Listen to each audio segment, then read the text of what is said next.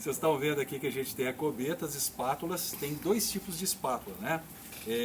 Uma rosa, que é plástica, e a outra metálica. Se a gente for olhar fundo mesmo, a correta para gesso é essa aqui. Tá? Essa seria para alginato, mas a gente até pode utilizar para gesso, não tem problema.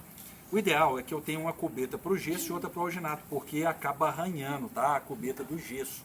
Então, se vocês puderem ter duas também, legal. Se não puderem, paciência, no consultório de vocês vai dar certo. Eu já deixei a água pré-dosada de acordo com o que o fabricante fala. Ele fala aqui na embalagem, ó, 37 ml de água para 100 gramas de gesso. Eu vou trabalhar com 100 gramas de gesso, então já deixei aqui próximo de 37 ml de água, tá?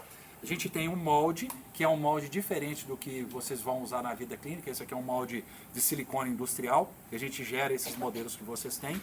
E eu tenho também o gesso e a balança. O gesso está num pote de sorvete, famoso pote de feijão, né? Não é o ideal. O ideal é que a gente tenha um pote com tampa, com rosca. Porque sempre que eu for mexer, eu tenho que homogeneizar o produto, tá? Eu tenho que fazer isso aqui, ó. Porque às vezes ele sedimenta no fundo, né?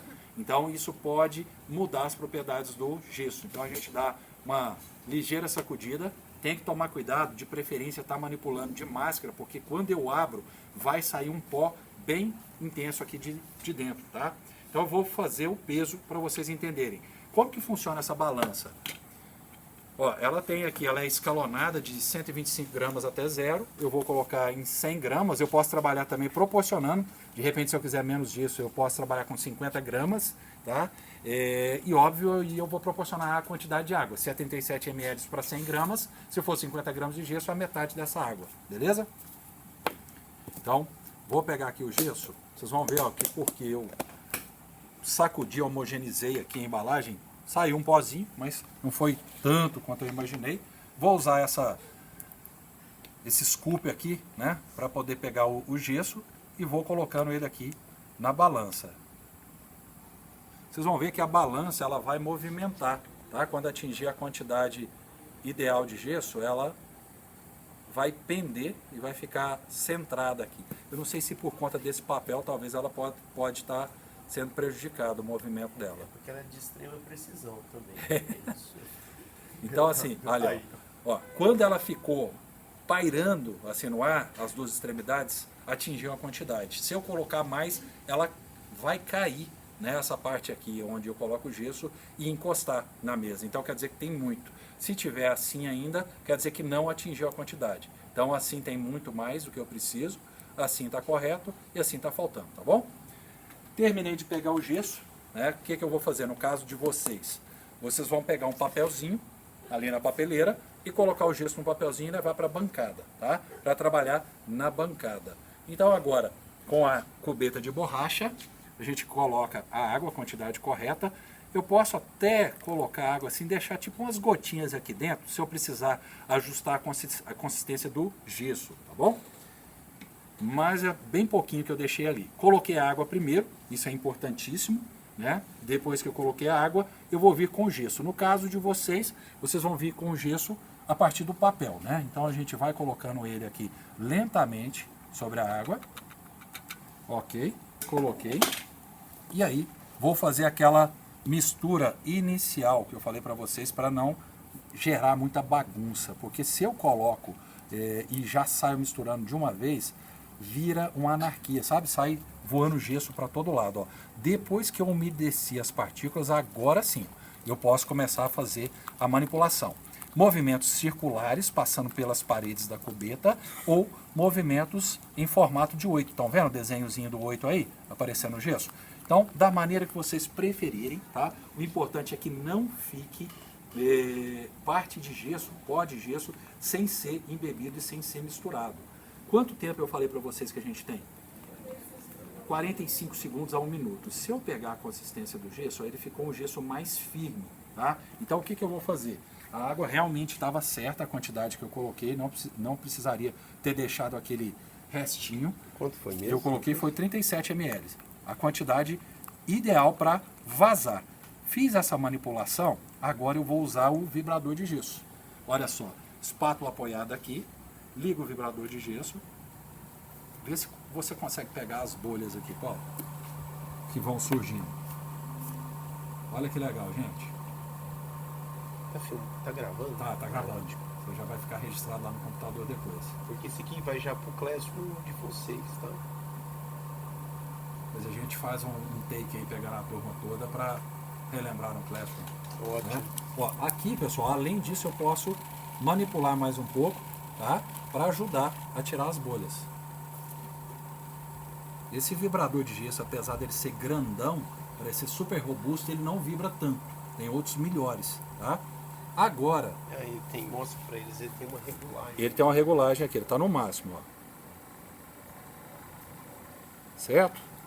Agora, tendo tirado, né, a maioria dessas bolhas, o que é que a gente vai fazer? Nós vamos vazar o molde. O molde, então, ele vai ser vazado dentro do vibrador de gesso, só que eu não vou usar a espátula grande. Por quê? Porque ela traz muito gesso de uma vez só. Então, seguindo aquilo que a gente conversou mais cedo, agora eu vou dispensar essa espátula grande e vou pegar o gesso com a espátula pequenininha desse jeito aqui, ó, e a gente vai colocando em áreas que não são áreas críticas, né, do meu modelo, do meu molde. E eu vou colocando, levando lentamente. Vocês vão ver que o gesso ele vai caminhando e as bolhas vão saindo. Ele vai ocupando dente por dente. Aqui não é momento de ter pressa, viu, gente?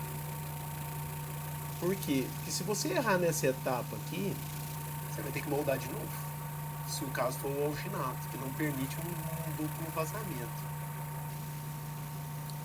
Vocês conseguem perceber no molde as bolinhas saindo também, pessoal? E olha a consistência do gesso. Essa consistência, ela é diferente da consistência de montar no articulador. Tá? A consistência de montar no articulador, o gesso vai ficar com ela daqui a pouco. Que é o que a gente vai usar na semana que vem. Uma consistência mais firme. Mais firme, mais espessa. Olha lá as bolinhas saindo, que lindo, ó. Isso é legal de ver. E por que eu começo de trás e ele vai vindo para frente assim, para o gesso poder caminhar o máximo possível. Tá? E aí ele vai liberando essas bolhas. Se o modelo de gesso aqui ficar bom, sem bolhas, foi o professor Raposo que fez. Se ficar com bolha, é culpa do cameraman. Professor Paulo Simamoto. Oh, mas e essas tomadas de drone, ó? Ó. Vai deixar todo mundo conta. Ó, pessoal, estão vendo que está quase terminando de preencher os dentes? E o gesso, se o Paulo filmar aqui agora, ó, vocês vão ver que ele já está ficando mais firme em algumas regiões. O que é isso? Cristalização acontecendo. Tá? Não tem necessidade de correr, ele está numa consistência boa ainda para vazamento. Posso terminar de preencher os dentes tranquilamente, sem estresse. A hora que geralmente dá um estressezinho no consultório é a hora de moldar. Né? Os trabalhos mostram que o procedimento de moldagem é o procedimento mais estressante que a gente faz normalmente no consultório. É a hora que o dentista fica mais estressado. Ó, preencheu os dentes, as bolinhas saíram, agora eu posso voltar para aquela espátula que eu estava antes. Estão vendo? Ó, tem bolha saindo até agora. Então tem que ser feito com calma, tá bom? Então agora, ó, eu posso pegar uma quantidade um pouquinho maior, ó. Empurrei o forrinho aqui e vim trazendo.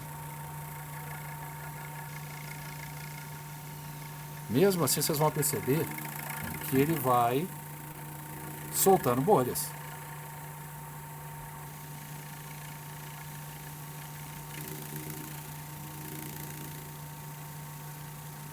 Nesse caso, eu poderia ter feito os dentes com gesso tipo 4, esperar a presa inicial desse gesso e depois vazado o restante com tipo 3.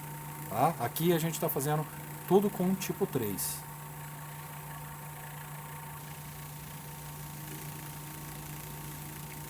Alguma pergunta, pessoal?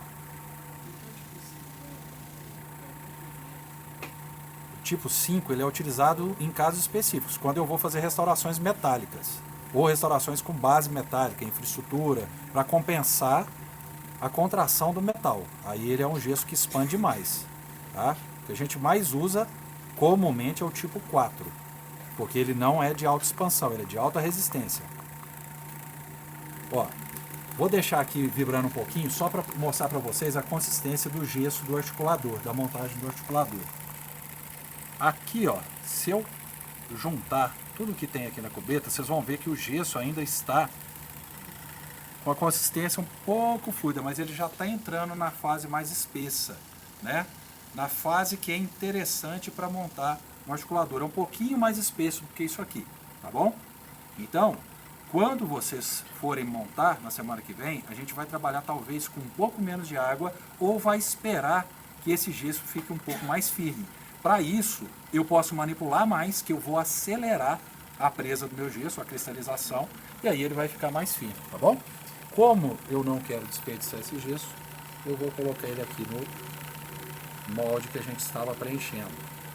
Ao final da nossa aula hoje, esse molde já vai estar pronto, esse gesso já vai ter cristalizado, e aí a gente vai conseguir tirar para mostrar para vocês. Terminou de fazer isso, o que eu tenho que fazer rápido? Passar um papel, tá? na minha espátula, na minha cubeta.